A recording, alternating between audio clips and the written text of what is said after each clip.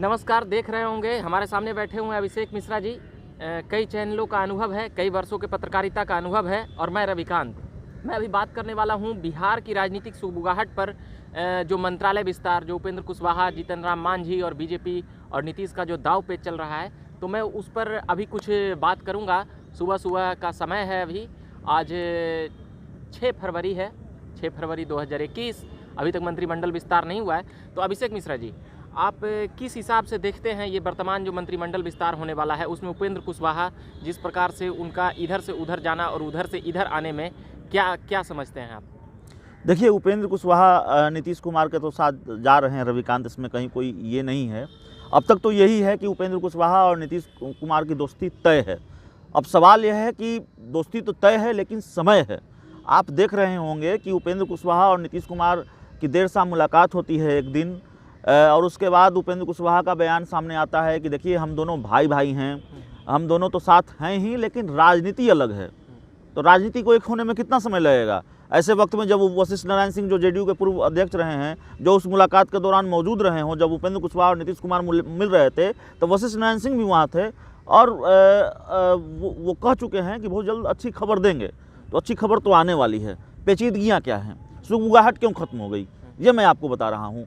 सुगबुगाहट इसलिए खत्म हो गई, और जो आम परसेप्शन है और जो जेडीयू और जो रालोसपा के सूत्र से जानकारी मिली है, विलय को लेकर मामला अटका हुआ है। उपेंद्र कुशवाहा नहीं चाहते कि उनकी पार्टी का जेडीयू में विलय हो, जबकि जेडीयू की शर्त ही यही है।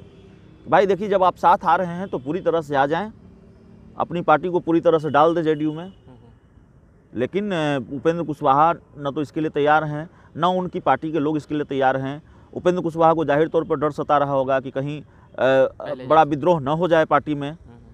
इसका नुकसान उपेंद्र कुशवाहा जानते हैं। और बात है, जो जिला अध्यक्ष होते हैं, जो अलग अलग और भी पार्टी संगठन को काम देख रहे होते हैं, तो वो लोग जदयू में कैसे सेट होंगे? इसको लेकर भी विलय की मामला अटकता है, क्योंकि कई तरह की पेचीदगियां होती है। पार्टी में कई बड़े पदों पर लोग बैठे हुए हैं, उनको कहाँ एडजस्ट किया जाएगा, उनको कहाँ फिट हो सकते हैं, उनको कहाँ एडजस्ट कर सकती है जेडीयू। सवाल सिर्फ जेडीयू और उपेंद्र कुशवाहा और नीतीश कुमार के साथ आने का नहीं है। सवाल पूरे कार्यकर्ता एक स्थापित राजनीतिक दल है बिहार में, रालोसपा, राष्ट्रीय लोक समता पार्टी। उस दल के कई सांसद रहे हैं, उस दल से केंद्रीय मंत्री रहे हैं उपेंद्र कुशवाहा, और उस दल का विलय होना है जेडीयू में। शर्त ये है। तो विलय हो पाएगा, नहीं हो पाएगा, जेडीयू रालोसपा के जो सूत्र हैं वो बताते हैं। रालोसपा के कई नेताओं से हमारी बात हुई है, किसी भी हाल में रालोसपा तैयार नहीं है विलय के लिए जेडीयू में। अच्छा, एक बात जो और बनती है, हम लीग से हटकर बात करेंगे, क्योंकि जो उपेंद्र कुशवाहा इतने खिलाफ बोला करते थे नीतीश के, अनशन कर दिए, नीतीश कुमार ने बिहार को बर्बाद कर दिया, तबाह कर दिया, ये वो, मतलब साल भर पहले की मैं बातें कर रहा हूँ, अनशन कर रहे थे, कहाँ से कहाँ नीतीश कुमार इस राज्य के सबसे बेकार और ख़राब मुख्यमंत्री, ऐसे कई बयान। क्या नीतीश कुमार ये सब बर्दाश्त करके उपेंद्र कुशवाहा को अपनाएंगे? और इतना विद्रोह, जैसे जब वो इधर आए थे तो वो एनडीए में चले गए, जब वो इधर आए तो एनडीए से वो बाहर हो गए। देखिए रविकांत, राजनीति के बारे में आप ऐसा नहीं कर सकते।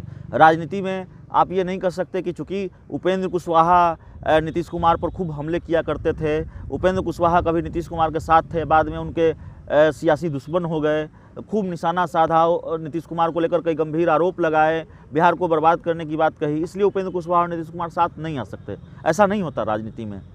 राजनीति की जो मजबूरियां होती हैं वो कट्टर से कट्टर सियासी दुश्मनों को भी साथ लाती हैं।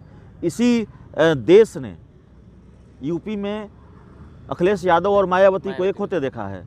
इसी देश ने बिहार में लालू यादव और नीतीश कुमार को एक होते देखा है। तो ये राजनीतिक मजबूरियों की बात होती है।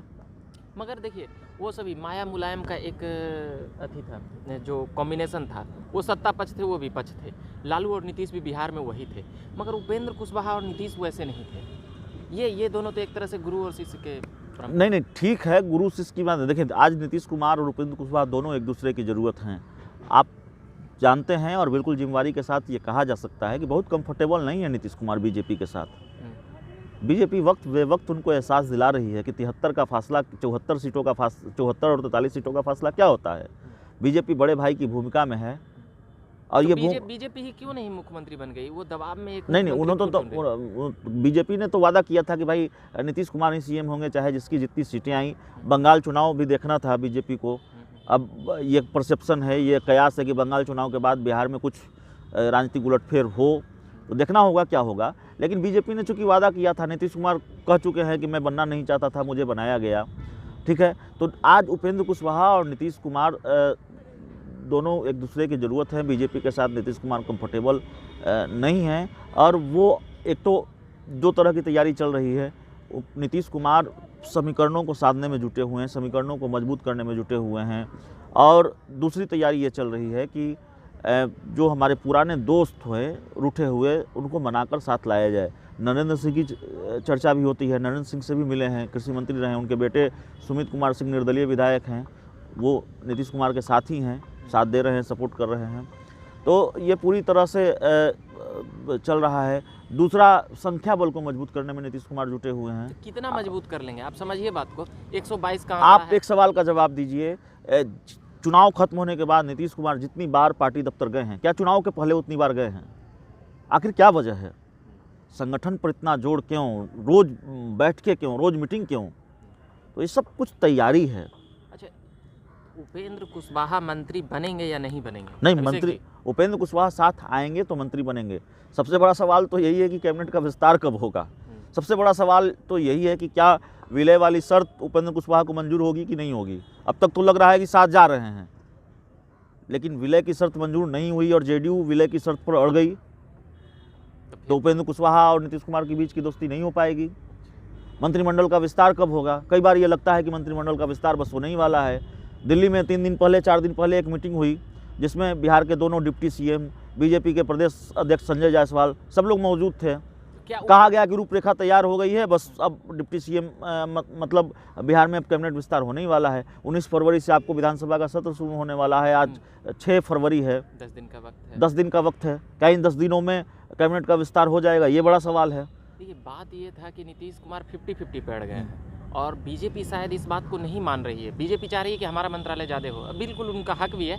और नीतीश नहीं, कुमार ठीक है, कहीं ना कहीं- वो अपनी पेचीदगियां हैं, लेकिन उपेंद्र कुशवाहा को लेकर हम लोग है जी कैबिनेट विस्तार पर हम लोग चर्चा अलग से कर लेंगे। जी जी। उपेंद्र कुशवाहा अगर साथ आते हैं तो जाहिर है मंत्री बनेंगे।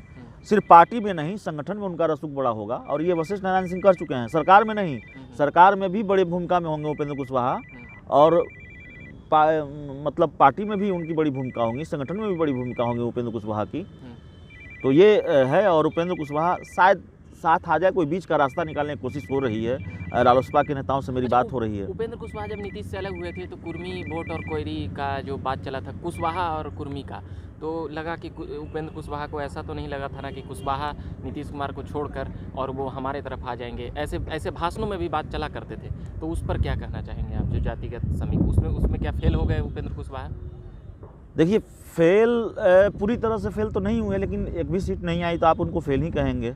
उपेंद्र कुशवाहा भी ये जानते हैं कि हम बड़ा नुकसान हुआ, महागठबंधन को उन्होंने छोड़ा, नीतीश कुमार से लगातार लड़ते रहे, तो फेल तो पूरी तरह से नहीं हुए, क्योंकि पूरा रिसर्च तो नहीं है मेरे पास, लेकिन उपेंद्र कुशवाहा की पार्टी के नेताओं का दावा है कि कई सीटों पर 30 से 40 हज़ार वोट मिले हैं, 50 हज़ार तक वोट मिले हैं।